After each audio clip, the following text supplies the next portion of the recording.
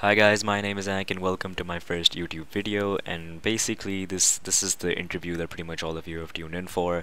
The interview actually starts after these clips, so you're gonna have to wait for like a minute, or I'll just add a timestamp that you can skip to if you don't wanna listen to me talk over my own videos. Before the interview starts, I just wanna say that I just wanna thank Attach or Dillon for the opportunity to conduct this interview, for the chance to talk to him and really get some valuable insight on how to develop the scene in general. I really do care about the Call of Duty scene, especially here in Pakistan, because I've been an avid esports follower for pretty much as long as I remember in this case. And Call of Duty is a passion of mine that I do plan to continue for the rest of my life, or for the foreseeable future at least. Basically in the interview, Attach goes on to talk about what we need to do in order to bring more people into the scene and how to make it look more official. He has some very valid points, but they all involve coming together as a community. So if you're watching this, thank you for your support. Leave any opinions of yours down in the comments and let me know what you think of the interview, and hopefully we can get more people to do this, create more awareness, and maybe even more pros can give us some insight, or even influential people within the scene can give us some insight as to how to progress as a region and make it a little bit more official. So here's the interview. Thank you. Doing good. Oh Doing damn, it good. really is you, dude. Jeez. Yeah. Is the audio clear? Yeah, I'm just turning you down a little bit. Alright, alright. Yeah, I think it's good. So it's late night over there? No, it's not late night, it's like 10 p.m. We're exactly like 12 hours apart. Oh, okay, that's not too bad. Right, That's not too bad. so basically I am recording this for Okay, my small little community of gamers here in Pakistan. nice. So how Awesome. about you go ahead and introduce yourself? What is up, everyone? I am Dylan Price, otherwise known as FaZe Attach. I just got out of bed right now, so I kind of look like a mess. But yeah, I'm actually a professional Call of Duty player for FaZe Clan. Been pro for like four or 5 years. We're just trying to spread awareness of Call of Duty all over the globe because I know everyone plays all over the world, but we want to get into competitive or at least like watch it or just anything to do with Call of Duty is good, to be honest. Damn, so how long have you been on phase for? I've been on FaZe for about 2.5 years, coming up on three, because I think I joined in June. Wait, did I join in June? I forgot when I joined. It might have been June or July, something like that, but it's almost been 3 years on FaZe. Yeah, so you were on denial before that, right? Yeah, I was on denial for from the start of Advanced Warfare to like the middle. So probably like I played like 6, 7 events under denial, and then I joined FaZe, and I've been on FaZe ever since. Damn, and do you mind explaining what the big check behind you is for? Because some people might not know what it means. That check in Yeah. the background was actually the Call of Duty Championships check in 2015 when I was on Denial Esports. We won the Call of Duty Championships in LA. That was like my first COD champs I had attended, and I actually won it and got the big check, got the ring. So yeah, that was a pretty awesome experience. Damn, dude, that's amazing. Right, so basically, the reason I wanted to conduct this interview was because, just like you said, a lot of people play COD, and not many people are aware of the fact that there's a scene outside of North America and a scene outside of Yeah. Europe, right? So where I come from, it's a pretty underdeveloped country, and the general concept here is that the COD scene tends to exist where like there's developed countries. So USA is a developed country, most of Europe has developed countries where the scene is huge, and now Japan and Australia, these are all developed countries, right? But do you think that there's a possibility that we can have a scene or like our own league or anything that's like slightly competitive for Call of Duty in places like this, because there are people who play? Yeah. Well, I mean, North America, Europe, and then Australia already kind of had like developed scenes a little bit. But Japan is like one of the newer ones that this team called Rush Gaming. They're formed in Japan. There's a few other Japanese teams as well, but Rush Gaming is actually in California right now, gonna play at MLG Anaheim Oh this yeah. upcoming event. But I mean, before that, I really didn't hear of like teams in Japan really playing, and Japan is a developed country, but it's I think it just goes to show that like I don't know who hosted the tournament, what company did it, but there was a really big tournament out in Japan recently. So I mean, anyone can do it. It kind of more so just takes the people in that area to put the tournament together, organize, get like the monitors, PS4s, all that good stuff. I mean, it doesn't need to be like a huge 150, 200 team tournament. It could be a 10 to 15 team tournament just to start, but like it just takes really someone to organize it all, and or even the community to really like chip in, bring, even if it's like the start, bring their PS4s, bring their monitors, just like help set something up, set a little video camera up, try and live stream it if you could, record it, get some exposure on it, and then just kind of starts like that. But it just needs to be an organic way to grow, just by people actually wanting to play and compete. Right, so how do you think that I can, for one, for myself, if I was to start doing so, how could I convince people that, they should bring their own stuff and it could be an organic way of developing the scene? Well, to be honest, you would probably have to just say, like, can you guys help bring your own stuff? Because it's not easy to just go out and purchase like 10 or 8 PS4s, 8 monitors, a computer to stream, some video cameras to record, and get some exposure to the land. But I'm sure if the people in over by you, like actually like the few people that do, because I'm sure there is some people that want to compete and have seen competitive before. I'm sure they want it to they want to compete. So it just kind of comes down to like starting and be like, yo, guys, just if you could bring your PS4s to save us money, and then obviously once this gets a little traction, once it starts growing, more people, more eyes are on it, then we can start purchasing all these things. But for now, just try and bring it, everyone help out, because it's going to be like a community effort to make people aware in the area, or make the other countries and players aware that there is a scene in Pakistan to like play. I mean, when you say there's a scene in Pakistan, it's actually a very funny story that the way COD is played here is much more different than the way you guys play COD. I mean, we're exposed to the whole CWL and MLG scene, but the way we play Yeah. COD is like entirely different. Like we try to emulate Counter Strike and are like we only do S&Ds. It's teams of 6 for some reason instead of teams of Okay. 4, and it's just like clan wars instead of like having Hmm. GPs and stuff. But That's we interesting. I first, did I not know that. guess, we first need to like move away from that format. Oh yeah, if you're trying to get into like the competitive 4v4 aspect, yeah, you would need to. But I mean, that sounds pretty cool.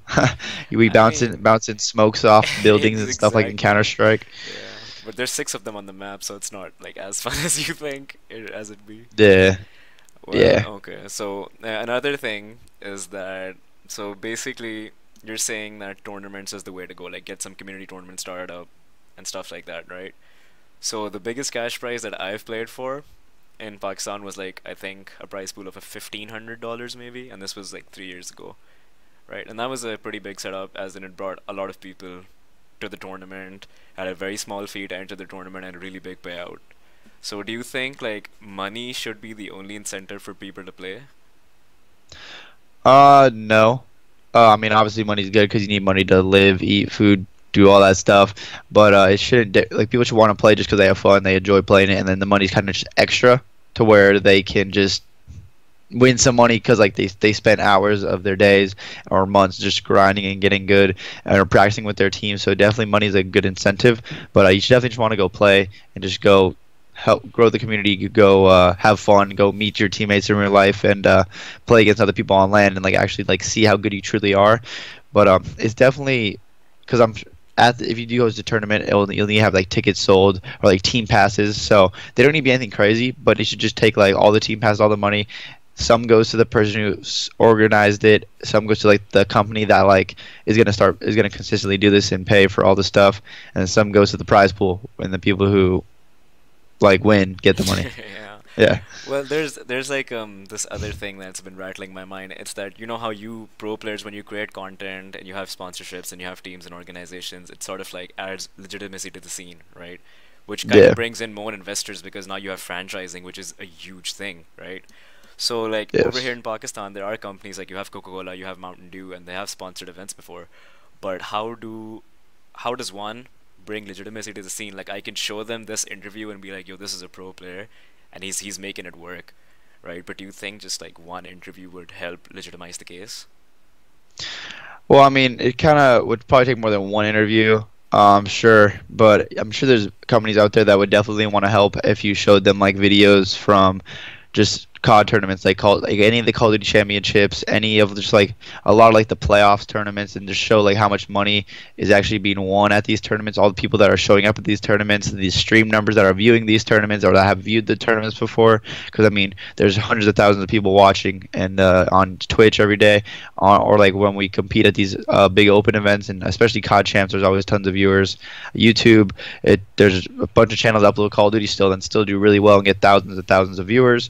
So I mean, it's just kind of like there's eyes always on the scene, and obviously, company when they want to sell their product, they like having people look at the whatever they're branding, and like they like seeing their company being looked at by thousands of people, and they see potential to make money. Alright, that's actually that makes a lot of sense. So you're basically saying that someone or myself really needs to prepare like a slideshow of a sort to take to these companies and be Yes. like, "Yeah, listen, this is what you can invest in." Alright, that Yes. makes a lot of Yeah, just kind of sense. showing them like there is people that like been successful. People, players have made this much playing. Players get salary monthly from the organizations playing. Player teams have sponsors. The actual MLG league or called World League has sponsors. Like all the stuff like that. Alright, that makes a lot of sense. I didn't want this to be a Q&A, but like, people Nah, like yeah, us, it's all good. we don't really like get a chance to talk to like pro players like you. I was actually pretty Nah, yeah, surprised no that you were worries. down for it, because I've been trying to reach out to other people, but like you were pretty much the only one who responded. Even then, I was still shook. I was like, damn, this is actually happening. But Nah, yeah. right, so another thing was that I had on my mind was the card scene in general, with the whole hashtag revive card thing going on. Like I see you making content and you don't necessarily use the revive card because I guess that would imply that card is dead and you don't think that. So basically, do you think like making content in general will help the competitive scene grow as well, even if you're doing it casually? Yeah. Casual content, competitive content, all that stuff. It's kind of just how Optic started. Like, Optic wouldn't be as big as they are today. They wouldn't have as many fans if they just never started making content. Optic was just the first competitive team and players. Hex really pushed it on the players on the team and himself to make content, and they're the biggest team because they're the most fans in competitive COD because they made content early on in their careers and they focused on growing their brand first, which they focused on growing the brand and getting all the fans they could before really competing. And then they got the best team later after years and years of competing. But they already had the biggest brand, the most fans, so they were already making tons of money. They already were making like they were just killing it in every aspect, getting tons of views, tons of money, and everyone's gonna want to join the team that makes tons of views and tons of money Yeah. because it's like they're gonna make more money, they're gonna grow their brand, and then obviously now that the team in AWs when they form or in AWs when they started getting like really good and winning tournaments consistently, like everyone just is a fan of them because they already had the most fans. They were the best team at times, and so it was just like the best of both worlds. But they wouldn't have been able to been the best team and make content at the start because they needed like the right players to make the content, and then eventually they finally decided to like make roster changes and then become like one of the best teams in the world. That So it's that all roster about change content at had us all first. shook though. That was one of the Yeah, biggest roster changes I've ever seen, but it worked out for them, I guess. yeah. Right, damn. So also, what are your thoughts on generally? So basically, when you guys scrim, you scrim North American teams mostly, right? Unless like European Yeah. teams are in North America, right? Because that's the best competition you Yes. can have.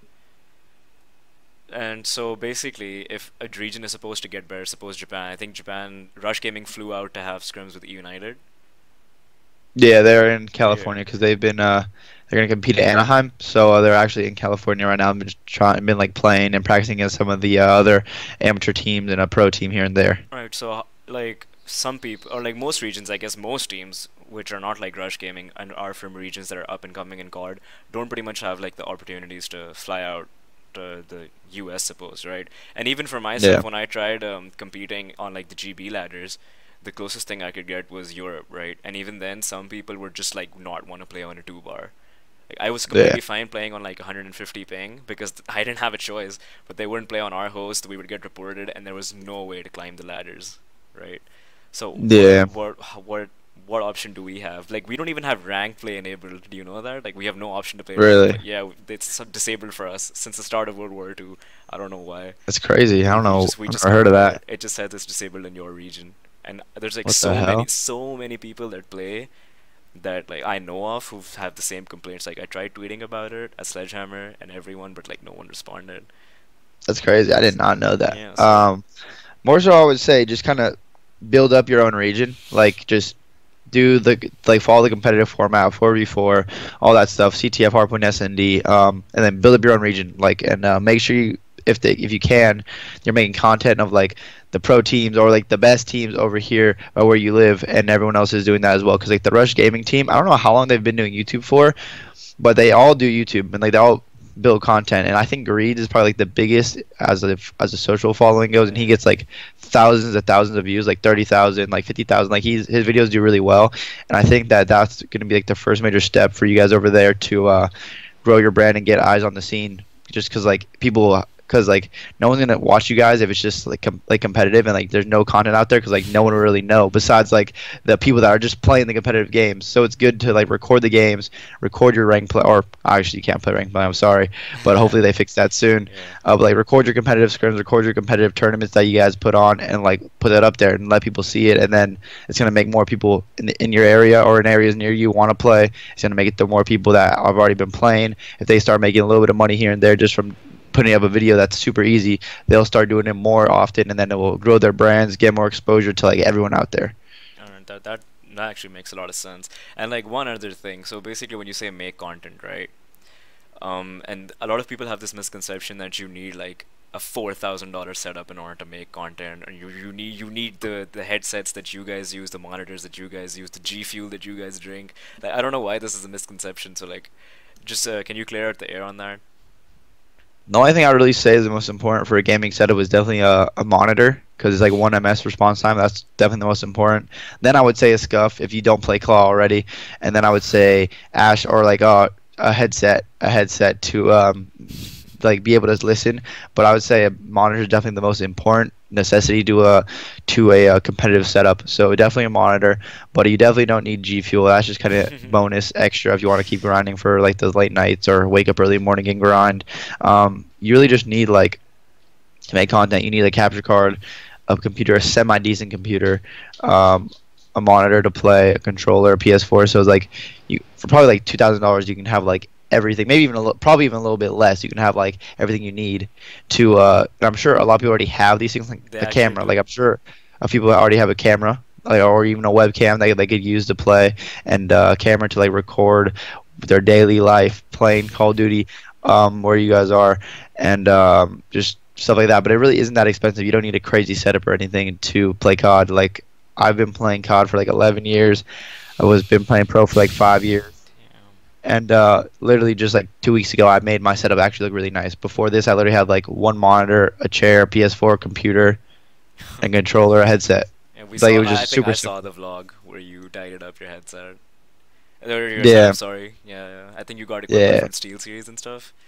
yeah. So it's Yeah. like I didn't even have a nice setup, and I've been a top professional player for like 4 years. So I mean, you really don't need anything that too nice. It's just kind of like once you get to a point where it is like a very serious career or job, you should probably do it just to make it easy on yourself and look more official.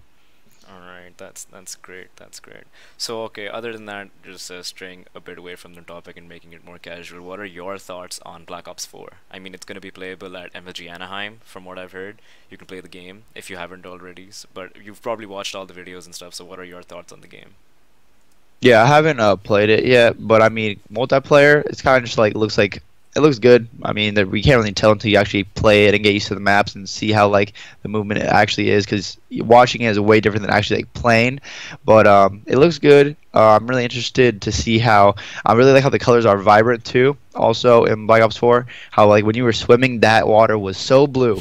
So it's like it looks good that we don't have like another dull looking like depressing game that's just like very dark and like it just doesn't look appealing to the players or viewers. Looks really good. I'm really excited to see how Blackout goes, because if Blackout can be perfected, it's actually the Battle Royale. That's what Blackout is. Kind of like Fortnite, PUBG, H1Z1. But if that's really good, it's just going to bring a lot more people into Call of Duty.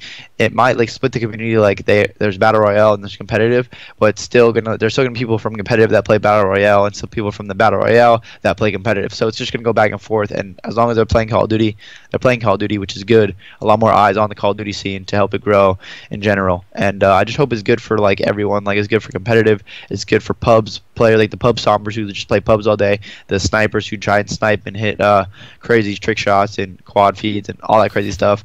And the zombie community, because the zombies actually look pretty interesting. How it was like different. It showed like there was one on like a ship, there was one on like a coliseum, so it kind of showed like the different like storylines of zombies. So the game looks different, it looks good, but it looks like traditional Call of Duty, which we all hope for. But hopefully Blackout's good, hopefully multiplayer is good as it looks, and then I we'll be mean, in for a good for year. like $60, they're giving you a lot. There's like 3 zombie It's like maps, a yeah, battle it's like royale. three. It's literally like three different video games in one, pretty Yeah, much. Like I it's didn't battle even know royale, that. multiplayer competitive. They don't have campaign anymore, but it's multiplayer battle royale and then zombies, which is like literally three different genres of games right there. Damn. So also, since we are touching on Black Ops 4, how important do you think a game is developing the scene? Since like COD doesn't really have a standalone title like CS:GO and Dota, because they're games on their own, they've been like that for years, and a new COD comes out every year. So do you think like a bad game like really impacts the scene? Yeah, like a game literally determines how the year will go. No matter how much content or whatever you do, it doesn't matter. It all literally all just depends on the game. Like Black Ops 2 was a huge year because everyone loved that game. Excuse me. Everyone was playing it. Ghost was like a decent year. People were playing it. It was kind of like AW. That's when they first transitioned to like jetpacks, and that was like it was a pretty good year. It got like good viewers at a bunch of tournaments and stuff. That was pretty good. Black Ops 3 was actually like a really good game, and that probably like the highest amount of viewers aside from like I would say Black Ops 2, just because like Black Ops 3 was a really good game. People enjoyed pubs. People enjoyed sniping. Like there was so many things in Black Ops 3 that people enjoyed to play and really liked. But then in Infinite Warfare and World War 2, I think it's probably like the lowest the COD viewership has been, but it's like still there. So it's not like COD's dead. It's just at a low point right now. And then if Black Ops 4 is good, it's gonna go from like here to all the way up here. So it just all depends on the game. That actually makes sense. So basically, we've touched on how the scene can grow and exposure and stuff, right? And another thing, actually, the most important thing in my opinion is that if I want to shift, or if I want to convince people to shift to the 4v4 format, right? I think I should also be able to explain to them what the 4v4 format is for CWL, and not just the rule set about how the game is played. Like for instance, you're an SMG main or a flex for FaZe?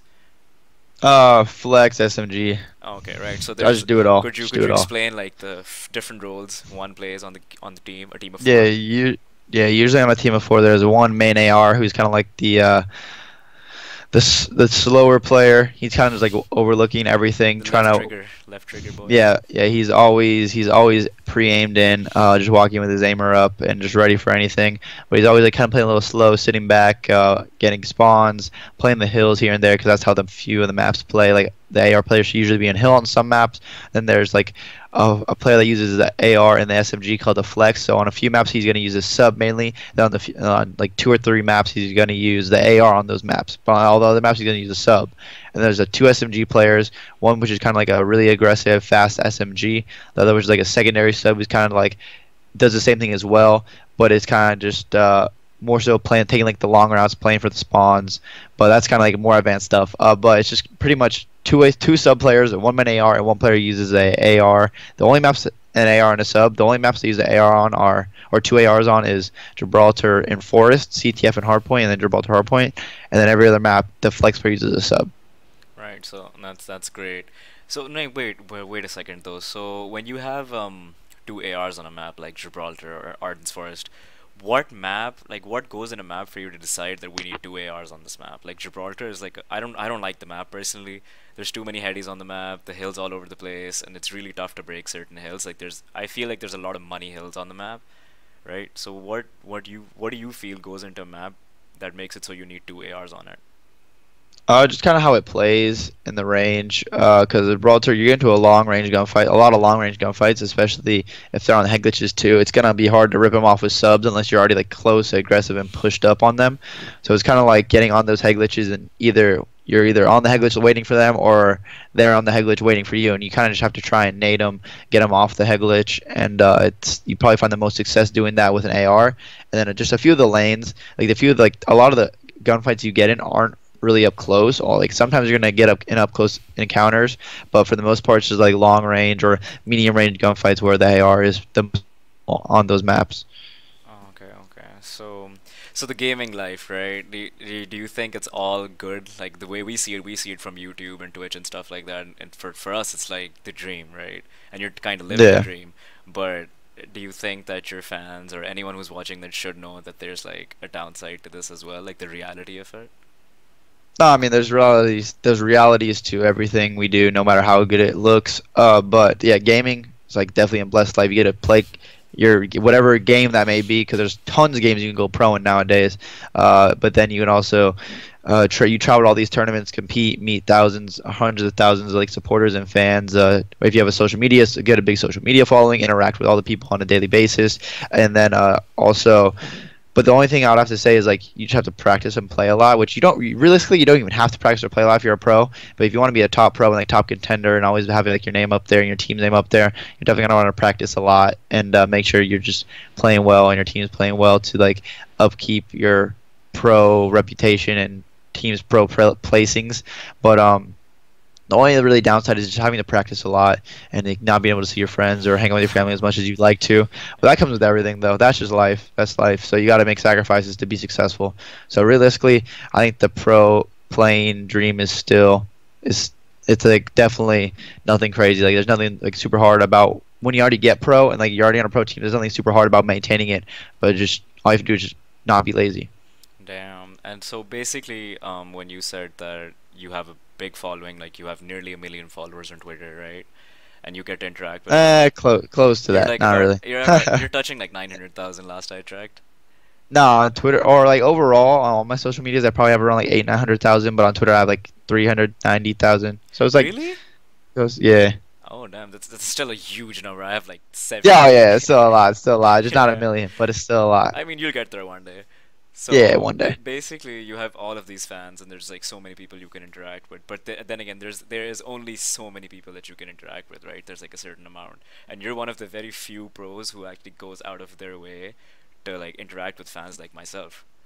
So do you think like you guys as pros have duties and develop scenes to like maybe reach out or expose other regions that might be good at the game? Yes and no. I mean, no. If a pro didn't want to do it, they're not obligated to do it. Like Yeah, it's not like their obviously. job to do that. But if you're aware of stuff and you want like to help Call of Duty grow as a brand and in general competitive grow and get more eyes on it, yes, you should do that. But I mean, everyone's different. People don't all think the same, so it really just depends on the person. And some people, it's not even like they don't want to do it. Some people just don't even know. Some people just aren't aware enough to understand like what's going on around them, which is not the best of things. But it really all just depends on the person and just wanting in their goals and whatever they want to do. Yeah, this It's is not like not to say yeah. at all that the person's bad for not doing it. They actually Yeah, they're might not not about have it's the not time to do it as well either. So yeah, so it's like it's not their fault they're not doing it. I mean, if someone could do it, they should just like help out, and I'm sure most of them would.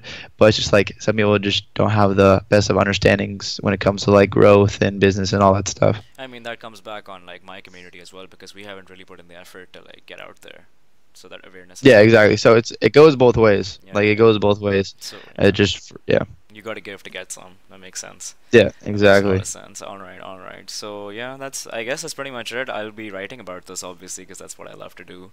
And I sincerely, Nice. really, really would like to thank you once again for taking the time out to talk to me. It really does No, mean a no lot. problem. It And was it's good. actually such a It was surreal good. feeling, dude. Like, I can't even explain to you. Ah, Like, thank God I yeah, met the I hope Alchemist. it's good. Yeah, yeah, Yeah, me right. too. Yeah, Yeah, I was just trying to chat with some people who read that book before. It's a pretty good book. yeah. But wait, were you the one that recommended me another book? Yeah, I did. That was me. Wait, what was the book called The again? Kite Runner. Oh, okay.